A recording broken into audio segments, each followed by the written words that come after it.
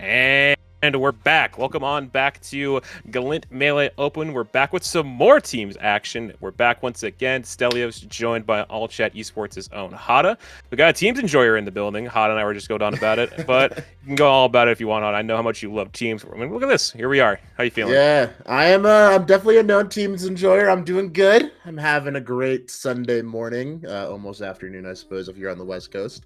But yeah, teams is great. I think teams is a super undervalued format. I know there's been some conversations, even at the highest level of competition, where J-Mook and IBW have been talking some mess. Plup HBox have been talking some mess.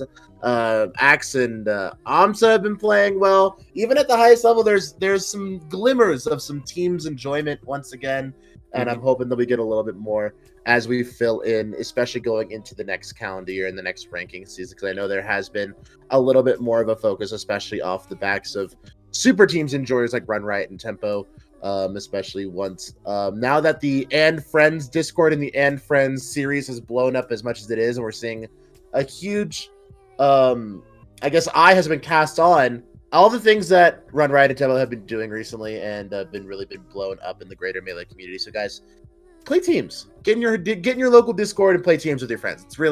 It's a good thing to do. And I know we have our losers finals and our grand finals set coming out for you relatively soon. And I'm really excited to go ahead and broadcast it. So I know we have some great teams here on the West Coast. So looking at our first set, we're going to get hopped in real quick. Yep, and I think it's going to go right into it, looks like, too. Yes, sir. This looks already really real, too. So it's Megaman and C4D. So we've got a NorCal team. I know you talked about Megaman playing with the Colorado people before we got in here. Taking on, I think, a British Columbia team. I know at least one of these players is from BC. And Veto and Pasta. So this will be pretty fun. NorCal, we all know how much NorCal loves teams. You know, every night gets to be stable throughout, like, this final stretch of the bracket. But, I know C4D, mostly a Puff main. I think also has some other secondaries, but primarily known as a Puff player. And you can see Megaman rocking the blue fox. Telling Veto and Pasta apart, I feel like we'll get the correction for production of who is who. So that should be. I'm also starting on FD, and I think with the nature of like Fox team, second I say it, Coast just lets it rip with the rollout and leads to a kill. Love the and delay on that forward air. There we go. Yeah, C4D. C4D. I played against them a handful of times in the Colorado Melee Discord, and very, very strong Puff main. And what you're gonna see a lot, especially with I call it like a supportive aggro playstyle, especially around Jigglypuff into Double Fox. Double Fox has so much potential to get some early knockups and start stacking those ping pong back and forth sandwich combos. And that's something you really check for. Up for an amazing shield from Megaman. So common team strategy is to dash attack or throw a big hitbox through your teammate if they're getting double pressured in the corner like that. So very wise to sit there and hold shield and let C4D break up that situation. Double Fox edge guard. This should be super free, but it wasn't. A little bit of miscommunication there on who was going to back air and who was going to toggle that invincibility off the ledge. And right now, this British Columbia Double Fox team looking really strong. Yeah, looking really good out of the gates. I think that even with that strong start from blue team, you see the red team kind of keep themselves composed, and some might, not be changing things up. They still keep things pretty like tightly knit for themselves. So not really falling anything for what C4D is throwing out there, and still like staying together too. So a big thing you like to see in teams, teams trying to stick together and not get blown up too much. But now they're kind of sandwiched in between, and one of them gets taken out there as you see the other Fox is still alive. And I like the wait for them to come down from the platform too. And that could be a big combo. There it goes. Oh, this thing got blue. They got blue separated. And edge guard the Fox. That's it. A lot of strategies going into, especially a floaty supportive character. Knock that character away. You don't have to bother yourself on KOing that character relatively quickly. Just take the rinse and repeat backers and go for the 2v1s and mitigate the stocks from the aggro portion of that team combination. The 2v1 Fox and back air up tilt. Oh, just narrowly missing. Tekken place Shine's gonna go ahead and get bail out Megaman just for one more moment. Team Edgeguard toggle that invincibility, and that's going to do it. Yeah, so right now we're seeing a lot of great team edge guards and team placement specifically from the Double Fox team. Something I really want to see coming out from Megaman and C4D is playing out that full hop playstyle, but I need to see C4D playing a little bit closer to Megaman, maximizing those sandwich combos because they're just getting blown up by getting double isolated on the Fox versus Fox matchup right now. Yeah, and for Puff especially, if she gets separated for like a good amount of time from like the other team, she isn't the fastest getting back. It's just going to allow Red Team to just keep attacking Megaman until the stock is gone. Then while he recovers, like coming back from that, that's just 3% on the Puff player afterwards too. Again, here we are. Coming out from C4D. Once again, blue team with a good start. Yeah, C4D showing their cognizance to look out for those knockdowns and tech chases from their teammates' setup. So knowing that all they had to do was cover tech away in that situation and tech in place, Fox covers all the ground in the center stage. C4D gets a really great read, covers that tech away with F smash. They have a really early lead and potential stock gimp. And yeah, C4D playing on and off the ledge and a save. Reverse forward air should be on and off ledge. Yes, toggle that ledge priority. C4D managing this defensive capabilities and lengthening his teammates' stock by a large margin. So C4D really taking over on the stream. Exactly, and like considering they were by the ledge for a lot of that too. You were talking about how much they cover the space on the stage already, so it's already like huge if like C4 can kind of control the ledge game and gets a quick gimp and recovers his teammate. Right now too, now he's got back off stage. I want to see how Megaman kind of hold the defense while he gets back. Those are right now. It's starting to see Blue Team kind of penetrate this defense board for Red Team, and also C4 hasn't lost his stock until maybe right now. No, still into that first stock too, so it's looking really strong so far for Blues to kind of keep the momentum going. The rollout again? No, okay. Hey, yeah, he goes out on his own terms, so that first stock went as long as it did. That's only really good. 130, not too shabby, maximizing that invincibility as well as early crouch grabs to trade down that stock for that misplay there. That double pound onto the ledge and allowing that Fox to maintain some invincibility, maximizing that Galint off the ledge and playing on a lot of invulnerable hitboxes. Great sandwich combo from Team British Columbia, but a huge stock advantage. We have 2 stocks in the pocket. That's all gravy, baby. So we got an up throw rest. Oh my God, what an amazing moment. That was going to be a free kill for Blue Team, but the save coming from Red Team, keeping them in the race right now, not losing stock until just now. Going to have to yoink that one, and still you got one of the Foxes at 111. It's looking pretty scary. You also got one of pretty low percent. Could be an edge guard for Blue Team. No, overextends a little bit on the recovery, but has another shot here. Instead gets burned. That leaves an opportunity for Red Team to kind of take control. Gets the first one on Megaman. But no, Kosis comes back and gets enough. Going coast to coast. We're having some trouble here, and we're going to go ahead and maximize that. We had Team British Columbia trying to go for a team save with the Firefox, but unfortunate misplay on the ledge as air dodge is off. But that was a pretty dominant performance, especially from C4D. C4D, huge MVP performance there on game number 2. Yeah, like not really like letting too much go wrong. The only thing I can remember is like, going down with the rollout and still like doing a great job. When the opportunity came up, Kosis is right there and they say, okay, I'm gonna weak hit forward or try to do a back or like weak hit forward, catches them off guard, they fall off the ledge and then they die. So doing a great job of like, all right, they're doing this, but I'm gonna use this counterplay to take these stocks quickly and hold that lead. So it's very good play. A good adjustment compared to the first game when they just felt so isolated. Now we're seeing Blue Team kind of be more like cohesive, moving as a unit, which is kind of what you see as the team set goes on. All right, great damage positioning there, but we did not see an up tilt to go for that scoop on that tech trap in the corner. And a great reaction tech stage rest coming out here from C4D. Weak hit of the up smash. That's still that percent. That's still some pretty valuable traded damage, but C4D already secured a pretty massive lead here for Team Blue here. Yeah, especially on a stage like Stadium 2 for C4D, it's going to be a good way to see how much he can survive here compared to Dreamland. You see the Megaman stock does go away, but Kosis goes right towards the ledge and waits for his teammate to get back before committing super hard. Another big change we've seen since the first game, so it's looking really good to kind of keep this stride up. But for Red Team, it's a matter of, okay, how do we prevent the situation where Kosis just runs away and kind of waits, and how do we not fall for like these trap games he's kind of playing? Oh, that's right, here's an edge guard. Has him isolated, does get the reverse forward air out, but still not losing too much from that. Offense does get out fine, taking that first stock compared to the first game, but however, Megaman going to take the next one too and continue this lead for Blue Team. Yeah, holding down this team corner pressure back throw.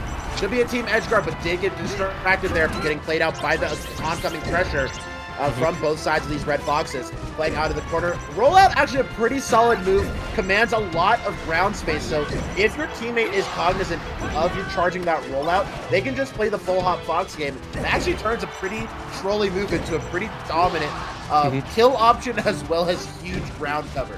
So being able to snipe people out of shield, especially when at low percent, it's a really great opportunity to try to get some early stacks of damage. I'm sorry about that. Plus, for a character who isn't like traditionally known to be fast on the ground here, Jigglypuff, you just really get to use that and kind of get across stage, like zoom across and help out your teammate if you can. So it's just really good to have as like an extra tool. When people don't really think about that, we've seen HBox kind of use a little bit more in singles action, but in doubles, it's only kind of elevated with what it can do. All right, playing in and out of the center, both Foxes. Very wise. Again, the supportive Fox. The Fox immediately furthest from the action. Wave dashing out of shield backwards, preparing to cover that tech into the center stage with an in-place up tilt. Very smart positioning for the supportive Fox to break out of that situation. C4D looking for some traded stocks. Invincible Fox comes down off the Angel platform, gonna steal one away. C4D scouting out for a confirming hit off that initial back air, but will get back relatively safely. Did not refresh the dump and will be deemed forfeit. Stock down, but stock advantage here for Team Red. Yeah, now if I think a decent lead in a while we've seen from Red Team as well. Just want to see what they can kind of do in like these 2v1 situations too when they have the shock. I'm seeing like, you know, when C4D dies, he goes right back in. Now we're in a situation where everyone's at one stock apiece, and, you know, one like big rest from C4D or something like that can turn the tide of this game instantly back at lead. So that not even matters. One of them's too far below stage and they're gone. Stock. Yep, the beast mode right now from C4D. Just rocking stock after stock. All these rests are coming out, and Blue Team just looking poised right to take this 2-1 lead. Yep, and then we're looking for any sort of grab here. Grab out of Fox results in a rest. That's a 100% a stock win. Traded out with the double F smash. C4D in a position to save back here Beautiful into center stage. Amazing save here. I would have thought up air, but considering the percent that could have potentially put Fox in a bad spot. And so, oh, that's it. No, he's behind Fox. Ah, but save may not matter that much. I thought he might rest, C4D but no. with the tech chase, going for the dash tech, bats it out. And again, holds down the entire right side of that stage, not overextending on that punish, but allows the 2v1 situation to carry on, and a team edge guard will solve that. So it's all about playing your advantage state, ladies and gentlemen. If you overextend in teams, you open yourself up for a 1v2 swing, and C4D absolutely knew that. It's like, okay, let me just back air and dash tech this guy away. I'm not going to go for a read. I'm not going to go for a tech chase. I'm going to wait for my Fox to get back here. Yes, he's at high percent, but 2 is inherently way stronger than 1. So let me just set up that team edge guard, rinse, repeat. Let's just get this done, play it safe, and we're going to seal that game number 2. I'm sorry, game number 3 for Team C4D and Megaman. NorCal moving on up to 1 against BC. I want to see what they can they hold it down in the next counter pick? I want to find out. But yeah, like a lot of like these 2v1s are just like, you know, they're playing them to their own pace and not like choking it all during them. And we're going right back to the stadium for game 4. And this one, that could be a rest. No, the down air saves it right there. And see if we're going to take a little bit of percent. Not the worst punish in the world for him, especially in this early area, because Puff at low percents obviously doesn't suffer too much from percents like that in teams, so it's not the worst. Oh, the rest, but just holds down and runs across the stage and comes back for Red Team. So staying alive with this hectic start to the game. Another roll-up being charged. Stays away and gets the tail end of the hit of his teammate, sadly, and they both go down. That is a brutal swing here for C4D and Megaman. But we've seen some great swings come back on their way. On the inverse, and C4D gonna go ahead and cover that low angle, and will hold it down for a sandwich combo back air into up smash. Sets up for a potential 2-stock swing, and a fly through back air. Will do it 3 stocks apiece across the board. Trying to go for another combination hit on this right side platform, punishing the rest, miss, and a knockdown. Can't quite get there to punish it. Megaman goes for that full hop approach, covers the airspace. C4D can't find the confirmation hit back into center stage here. Great sandwich back air to back air and off the ledge. Very wise for Megaman just to cover the on-stage location. And off ledge, back, rinse, repeat, back air off the ledge, and that's going to take a stock advantage back to team. The team's still keeping this defensive play very, very good, and still not dying for Megaman 2. Trying to keep your lead the best that you can. They're finally both going to go down, so we're back to we're at pretty much a full-on halftime. Shoutouts to Zen, who was just at Apex at Night Club last week, so we got it. Looking good, but still. Oh, I love this isolation punish. I was just about to ask what you thought about that, too. Yeah, so isolation in that situation, when you're in a perfect position to go for that 2v1 edge guard on the double Fox sandwich combo, just let the Puff sit there, completely unable to help their teammate and break out that huge percentage sandwich there. So really smart play coming out for Team British Columbia. Veto and Pasta looking like a very, very cognizant team here, just not getting a strong hitbox, but a massive swing of damage coast to coast there on all sides of Pokemon Stadium. Megaman and C4D looking like a different kind of beast right now. He rested his teammate, but that might not matter. We're going to come back with 0% each. Sorry to cut you off there, just like it's so sudden it happened. But, all right. Oh, there's the... Okay, now that they're kind of just like having a little bit of fun. There's some small accidents here and there. But like one grab is all they really need. Hopefully he doesn't rest his teammate again. I want to see if they can find it. That should be it. No, it doesn't find it. Oh! So that's so smart. So the pummel came out and hit it, so it just knocked Puff out of the rest and just let C4D just run it again. That was really good winners from both of them. I like that a lot. So yeah, NorCal. Okay. That's the mark of a team that has played with Puff a lot. A lot of Foxes will panic and try to throw the other Foxes and finish the comments off. Oh, my stupid Puff teammate missed the rest. But if you're close enough and you miss it by that level, the pummel is a pretty big hitbox when it all boils down to it. You'll usually get some splash damage to wake up your teammate instant, just double rest. That's done. Exactly. All ready to go. because most times you see like a Fox like down throw or back throw or forward throw and you get like free, but you also hit your teammate doing anything 100%. That could just put you in a bad spot, and the other Fox could just like kill them off of that because of the hiccup. But no, amazing. Whereas you could just say like, yeah, I know these two are just like static teammates too, having commentated a lot of their sets for garbage connection in the past, and then they would usually team at that when we were running doubles for that. So yeah, Megaman C4D poised. They're going to be going on to Grand